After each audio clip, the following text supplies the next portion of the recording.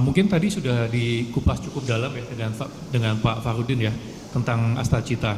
Cuman saya merasa terhormat sekali bisa jadi bagian dari acara hari ini di antara teman-teman Kementerian PU ya, karena teman-teman sepertinya mengemban tugas yang sangat mulia ini. Jadi di antara 8 misi Astacita, dari yang kami lihat setidaknya ada 5 yang menjadi bagian dari tugas Kementerian PU. Jadi hari ini saya hadir di sini, saya ingin membagikan mungkin tentang teknologi yang berhubungan dengan sistem informasi geospasial yang akan membantu Kementerian PU untuk mencapai visinya PU 608, yaitu meningkatkan efisiensi investasi dan menuju 0% kemiskinan, dan juga untuk mendorong pertumbuhan ekonomi lebih dari 8%. Next. Ya, nah visi-visi tadi kami sudah rekam lebih jauh ya. Jadi ada banyak sekali target-target yang harus dicapai, dari tata kelola efektif, sarana prasarana strategis, infrastruktur dasar, ketahanan sumber daya air dan lain-lain. Jadi nanti sharing-sharing saya akan mungkin lebih bersangkutan dengan target-target yang akan dicapai oleh Kementerian PU seperti itu. Oke, selanjutnya. Ya, sebelum saya masuk ke teknologi-teknologi apa saja yang bisa membantu Kementerian PU dan mungkin juga untuk nanti dipakai di kompetisi data hackathon ini ya, mungkin izinkan saya untuk sharing sedikit tentang ArcGIS dan Esri. Jadi Esri sendiri kami sudah lama, didirikan di tahun 1969 ya, jadi sudah hampir 56 tahun. Pendiri kami namanya Jack Dingerman, beliau umurnya sama dengan Republik Indonesia, jadi tahun ini beliau umurnya 80. Ya, jadi kami sudah eksis cukup lama, bahkan mungkin lebih tua dari Microsoft dan Google. Nah, bedanya Esri dan ArcGIS itu apa? Jadi ArcGIS itu nama platform yang dikembangkan oleh Esri. Nah, kami sendiri secara global, kami punya lebih dari 500.000 organisasi yang sudah menggunakan ArcGIS di berbagai sektor industri. Jadi dari water management, dari pemerintah daerah, pemerintah kota, dari perusahaan transportasi, perusahaan energi, sains, pendidikan, dan lain-lain. Nah, di Indonesia sendiri, mayoritas pengguna kami ada di kementerian lembaga, di natural resources juga seperti di perkebunan dan pertambangan. Ya, next. Mungkin banyak yang mengenali GIS atau sistem informasi geospasial itu dengan pemetaan dan visualisasi ya. Nah, cuman saya ingin sharing lebih lanjut. Jadi SIG itu sebetulnya nggak cuman pemetaan dan visualisasi. Jadi ada 9 pola penggunaan SIG. Jadi ada data management. Jadi contoh mungkin kalau di Kementerian PU, saya yakin sudah menggunakan drone untuk mengambil citra drone ya. Nah, ini menggunakan sistem informasi geospasial bisa dibantu untuk memanage data-data drone yang jumlahnya sangat besar dan sangat banyak. Nah, itu akan memudahkan juga dalam mungkin pencarian, mungkin hasil pengambilan data drone di lokasi mana atau di rentan waktu yang mana, seperti itu. Selain itu, SIG juga bisa digunakan dalam proses desain dan planning. Mungkin kalau ada desain atau perencanaan pembangunan infrastruktur di daerah tertentu, itu bisa menggunakan SIG untuk mengecek apakah lokasinya sudah tepat. Selain itu kita punya juga field mobility untuk melakukan survei di lapangan, mungkin yang akan nanti saya jelaskan lebih lanjut, dan juga untuk pengambilan keputusan. Selain itu monitoring bisa digabungkan juga dengan data IoT atau data citra satelit atau citra drone yang tadi saya sampaikan. Dan selanjutnya kita juga punya civic engagement, yaitu ini interaksi dengan masyarakat yang tadi juga disampaikan ya oleh Bu Nurma ya, mungkin salah satu idenya untuk membangun aplikasi untuk citizen reporting. Nah, di ArcGIS sebetulnya kami sudah punya aplikasinya. Selanjutnya kita juga punya analisanya pun berbagai macam, bisa menggunakan AI dan mungkin menggunakan metode-metode lainnya, statistik ataupun metode-metode geografi. Dan dengan ArcGIS itu akan memudahkan sekali untuk sharing dan kolaborasi dengan stakeholder lain. Jadi misalnya ada proyek pembangunan infrastruktur di daerah tertentu bisa dipublish supaya masyarakat tahu dan bisa menyampaikan mungkin komentarnya atau masukannya terhadap proyek tersebut. Oke, next.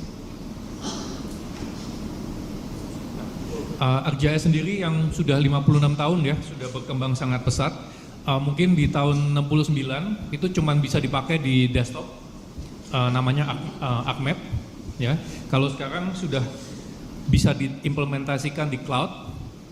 Terus juga kita mensupport microservices seperti Kubernetes dan juga ada mobile apps yang bisa digunakan.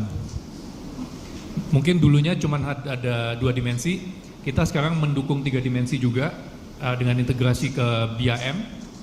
Dan juga ada fitur terbaru yang baru saja di-announce di bulan Juli kemarin, yaitu virtual reality. Jadi dengan virtual reality goggle itu seakan-akan pengguna itu bisa masuk ke dunia 3 dimensi yang diciptakan dengan ArcGIS. Nah, selain itu juga semakin banyak jenis data yang sudah disupport oleh ArcGIS. Contohnya mungkin data LIDAR, data SAR, dan data BIM yang sudah natively terintegrasi ya. Jadi antara Autodesk dengan ArcGIS itu sudah terintegrasi dengan sangat erat. Nah, tentunya membicarakan tentang pertumbuhan teknologi, kita nggak lepas dari AI. Jadi di ArcGIS kami juga sudah mensupport Geo AI dan juga Gen AI. Nah, nanti ada satu slide spesifik untuk membahas AI lebih lanjut. Oke, next. Ini adalah status portal yang dimiliki oleh Kementerian PU saat ini ya. Jadi sebetulnya sudah cukup mature, sudah banyak sekali aplikasi-aplikasi dan analisa yang dilakukan. Nah, pengembangan selanjutnya seperti apa nih? Bisa selanjutnya. Nah, mungkin pengembangan lebih lanjutnya bisa dengan mendirikan suatu centralized ArcGIS ya, yang ada di bawah Pusdatin. Dan mungkin akan dikembangkan ke direktorat lainnya seperti di Direktorat Cipta Karya, Sumber Daya Air, Bina Marga, Prasarana Strategis untuk mencapai visi-visi dari PU 608 tadi. Next. Nah, untuk di Indonesia sendiri seperti apa seharusnya pengembangan GIS ya? Nah, ini mungkin kedepannya Kementerian PU bisa bekerja sama dengan kementerian dan kementerian lembaga lain. Contohnya mungkin untuk Kementerian BPM ya, mungkin bisa mendapatkan data-data parsil untuk melihat tanah ini sudah dimiliki siapa ataupun apakah sudah ada pemiliknya atau belum. Mungkin juga bisa bekerja sama dengan BIG untuk mencari tahu ya, tadi peta-peta dasar ya, mungkin untuk konturnya, terus untuk rute-rute jalan, terus bangunan yang sudah ada di peta dasar yang dimiliki oleh BIG.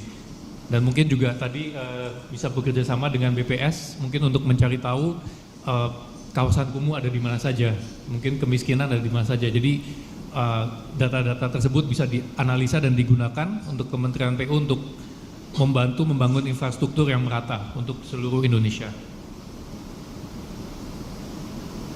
Oke, next. Nah, masuk ke teknologi dan mungkin use case ya. Yang pertama, hari ini saya membawakan 4 tema. Jadi tema yang pertama itu ada di water dan sanitasi ya. Nah, ini mungkin berhubungan erat sekali dengan Direktorat Sumber Daya Air dan juga target yang harus di-achieve ya. Saya lihat di situ ada sekitar 448.000 perluasan SPAM untuk dicapai di tahun 2029. Nah, banyak sekali use case yang sudah diimplementasikan oleh pengguna ArcGIS di seluruh dunia ya. Jadi contohnya untuk perluasan jaringan, banyak data yang bisa digunakan oleh Kementerian PU untuk menganalisa perluasan jaringan SPAM ini ke depannya harusnya kemana. Nah, contoh mungkin tadi dengan data demografi dari BPS ya, itu bisa di-overlay mungkin dengan peta-peta yang ada di Kementerian PU sekarang, apalagi kalau sudah ada data jaringan airnya di mana, terus di-overlay dengan mungkin kawasan kawasan kumuh atau kawasan yang mungkin belum terjangkau air bersih. Nah, itu bisa digunakan sebagai data, sebagai basis untuk Kementerian PU merencanakan perluasan jaringan. Nah, mungkin juga dengan kerjasama dengan BIG menggunakan peta dasar, terutama untuk bangunan ya. Mungkin bisa dilihat daerah mana yang mungkin sudah ada bangunannya, tapi belum terjangkau oleh pipa jaringan air. Nah, di Esri sendiri, di ArcGIS, kami juga punya teknologi yang namanya Utility Network, yang mana itu adalah digital twin untuk jaringan pipa air.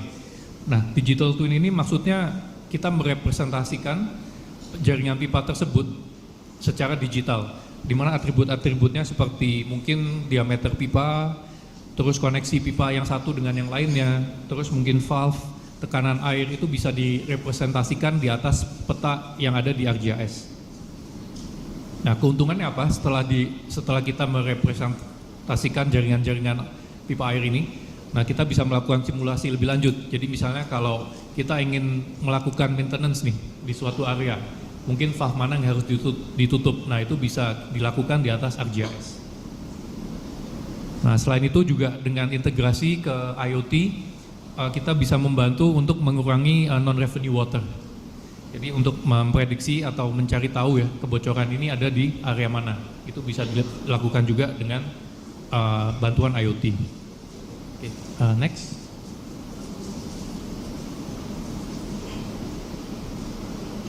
Nah, ini tadi adalah contoh dari field mobility ya yang saya sebutkan di depan. Jadi kita punya aplikasi yang namanya Survey 123. Jadi ini bisa membantu untuk melakukan survei pipa secara real time. Jadi petugas lapangan bisa menggunakan handphone mereka, Android atau iOS. Mereka akan mungkin mendapatkan work order ya, hari ini harus ke lokasi A, B, C, D. Nah, waktu mereka turun ke lapangan, mereka bisa menggunakan aplikasi itu untuk mengambil gambar ataupun meletakkan titik di peta kebocorannya ada di mana. Nah, setelah survei dilakukan, ini secara real time akan dikirim ke mungkin command center. Nah, nanti di mana di command center ada petugas yang akan menugaskan teknisi lain mungkin lebih sesuai keahliannya untuk melakukan perbaikan. Nah, jadi dengan ini jenis kerusakan bisa diketahui dengan cepat. Terus perbaikan apa yang perlu dilakukan itu juga bisa diketahui dengan cepat dan masalah-masalahnya bisa diperbaiki dengan cepat. Oke, selanjutnya. Nah, ini masih berhubungan juga dengan Direktorat Sumber Daya Air ya. Jadi dengan Asta Vista juga. Jadi salah satu programnya adalah swasembada pangan. Nah, akan ada banyak sekali lahan-lahan pertanian yang akan dibuka pemerintah dalam rangka swasembada pangan. Nah, berhubungan dengan itu tentunya ada kebutuhan untuk irigasi. Nah, bagaimana Kementerian PU bisa menggunakan SIG nih untuk memastikan bahwa kebutuhan irigasi itu sudah tercukupi. Nah, jadi pertama mungkin di Kementerian PU bisa meng-create suatu portal ya, di mana kalau ada rencana pembukaan lahan sawah itu bisa diupload dan nanti akan dianalisa apakah lahan ini sudah terjangkau oleh saluran irigasi yang ada. Nah, misalnya belum ada nih, kita punya tools-tools juga yang ada di sini, contohnya least cost path analysis. Jadi bagaimana bisa membangun saluran irigasi dengan cost yang paling rendah dari titik tertentu, seperti itu.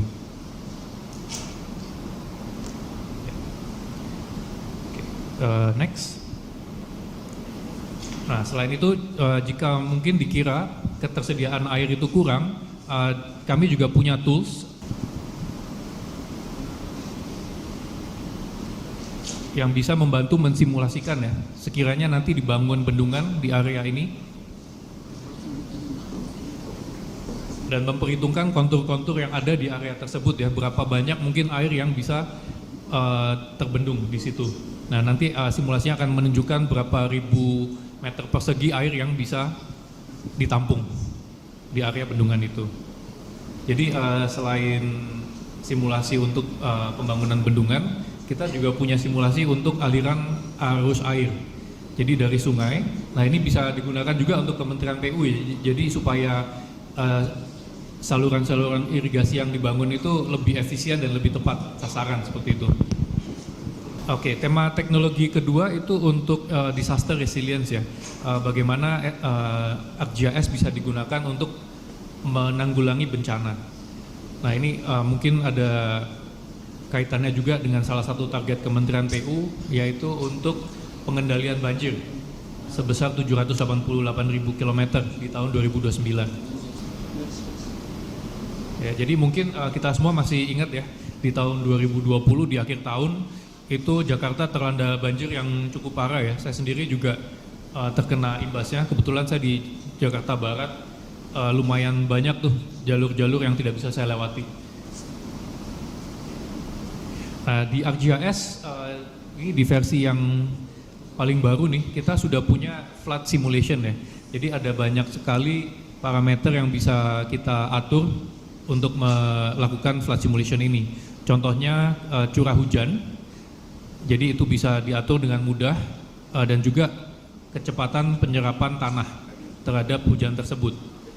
Jadi ini data juga kami ambil dari pemerintah kota Jakarta, area-area mana saja yang terdampak. Jadi kami bisa melakukan flood simulation. Nah itu nanti akan menunjukkan bahwa hasil simulasi kami itu sebetulnya sama dengan data yang direkam oleh pemerintah Jakarta. Nah selain itu ada dua fungsi lain, yaitu pertama bagaimana efek dari pembangunan barrier ya di wilayah yang terdampak banjir ini. Jadi sebetulnya di videonya kami membangun barrier di sekitar wilayah Kalibata, dan itu menunjukkan bahwa barrier tersebut sangat membantu untuk mengurangi banjir lebih dari 80%, seperti itu. Dan juga satu fitur lagi, yaitu pembangunan, efek daripada pembangunan drainase. Ya, oke. Mungkin lanjut. Oke, tema teknologi ketiga itu adalah untuk jaringan jalan. Nah ini juga terkait erat sekali dengan target Kementerian PU untuk konektivitas ya.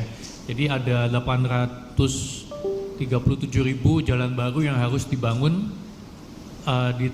sampai dengan tahun 2029, dan juga ada preservasi rutin jalan.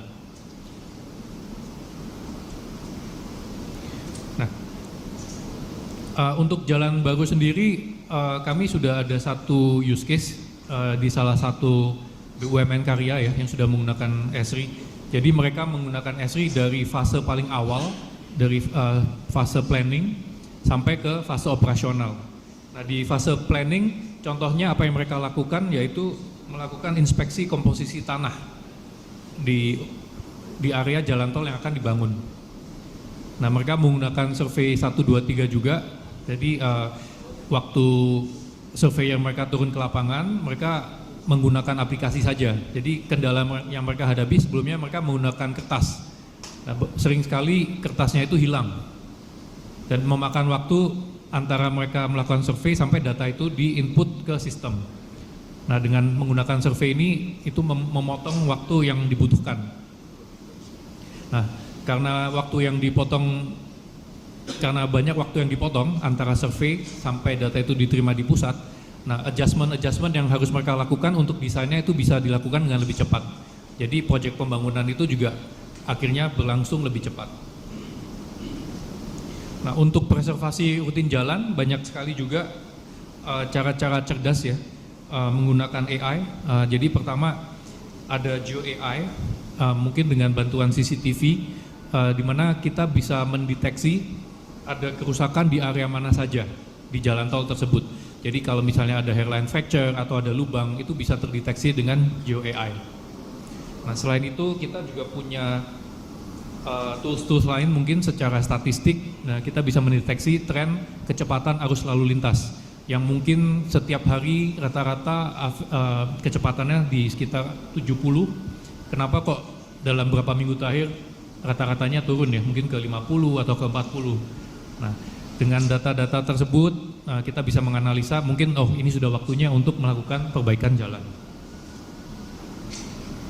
Nah yang ada di slide ini kita juga bisa melakukan object detection ya, jadi bisa membedakan juga antara mobil truck, traffic light, dan mungkin kalau ada objek yang terjatuh di jalanan itu bisa dideteksi dengan bantuan Geo AI.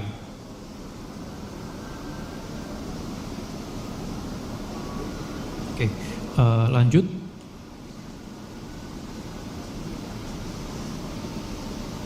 Nah, ini adalah screenshot dari dashboard yang sudah dikembangkan di salah satu BUMN karya. Jadi mereka menggunakan teknologi ArcGIS juga. Jadi ruas jalan tol itu mereka bagi-bagi menjadi petak-petak.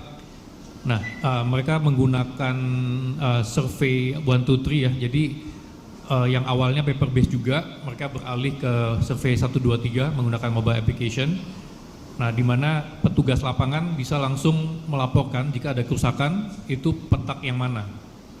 Dan ini kemudian langsung sampai ke command center mereka dan mereka langsung bisa merencanakan kapan sih ini harus di-maintain dan siapa mungkin apakah ada armada terdekat yang bisa melakukan maintenance.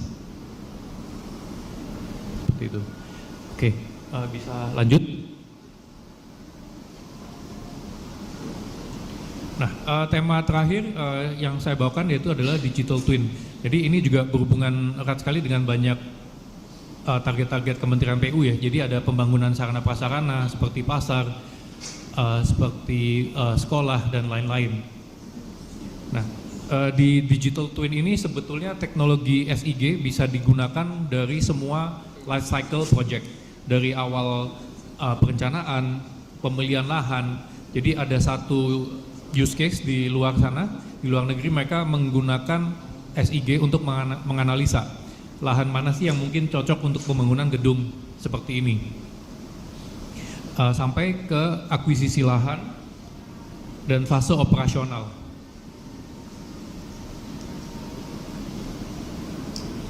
Oke, lanjut. Nah, di digital twin itu kalau kita membahas tentang digital twin kita tidak bisa lepas dengan BIM ya, Building Information Management. Nah, kenapa BIM ini sangat penting untuk dipadukan dengan GIS. Nah, kita menemukan banyak sekali ya case-case di lapangan di mana hasil desain di BIM ketika kita taruh di dunia nyata nih, ada faktor-faktor lingkungan yang mungkin tidak diperhitungkan sebelumnya. Contohnya mungkin kalau ada pembangunan di daerah terpencil nih, apakah daerah tersebut rawan banjir atau tidak? Nah, ada salah satu pengguna ArcGIS yang sedang membuka lahan nih di Papua.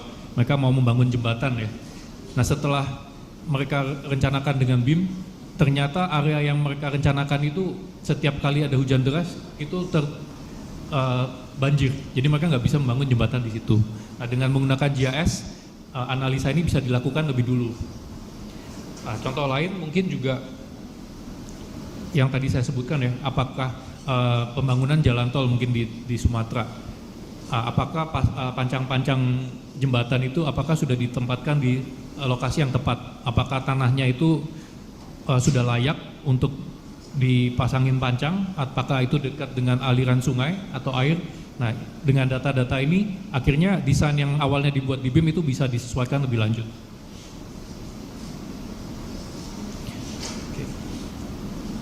Oke. Oh, 3 menit lagi ya? Oke. Ya, selain itu tadi saya membahas tentang perencanaan proyek ya. Nah, dengan adanya BIM juga ArcGIS punya teknologi sampai ke pemetaan dalam ruangan. Nah, ini bisa dipakai untuk mungkin di pasar ya atau di gedung-gedung ya. Mungkin untuk tenant management, berapa tenant yang bisa di rekrut untuk masuk ke area itu atau ke pasar itu. Terus untuk mungkin memonitor kondisi aset negara, mungkin seperti aset pendukung, mungkin meja, kursi, ataupun mungkin air conditioning dan lain-lain. Semuanya bisa dibantu dengan teknologi pemetaan indoor dari ArcGIS. Nah, apalagi dengan adanya API yang sekarang disupport oleh ArcGIS, ini dengan mudah sekali bisa kita gabungkan dengan IoT. Nah, contohnya mungkin apakah pintu ini sudah terkunci atau belum, apakah suhu di sudut ruangan itu sudah sesuai standar. Nah, seperti itu. Oke, next.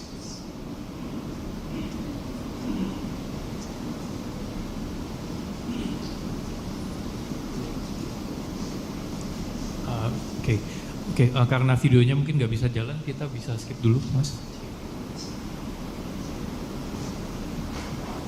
Oke. Nah, tadi saya berbicara tentang AI ya. Jadi ada dua jenis AI yang disupport oleh ArcGIS. Pertama itu yaitu GeoAI. Jadi GeoAI ini menggunakan pengolahan optik. Jadi apa yang bisa dilihat oleh mata kita, itu sistem ArcGIS bisa mengidentifikasinya. Jadi objek-objek detection seperti mobil, seperti pohon, ataupun misalnya barang terjatuh, itu bisa kita deteksi. Nah, jenis AI kedua yang mulai dikembangkan di ArcGIS yaitu Gen AI. Jadi contohnya nih, kalau ada user yang non-teknis membutuhkan laporan atau membutuhkan analisa, mereka bisa menginput prompt seperti menggunakan ChatGPT. Contoh area mana saja mungkin yang belum tercover oleh jaringan air bersih. Nah, nanti hasilnya akan di-generate langsung oleh ArcGIS. Nah, selain itu juga Gen AI ini bisa digunakan untuk membantu dalam coding. Nah, kalau dulunya mungkin untuk mengembangkan AI, user harus paham dengan Python ataupun teknologi scripting lainnya. Nah, sekarang bisa dibantu dengan Gen AI. Tolong dibantu untuk create code. Saya ingin menghasilkan analisa ini. Nah, nanti hasil code-nya akan di-generate, tinggal di copy and paste dan disesuaikan. Seperti itu. Next.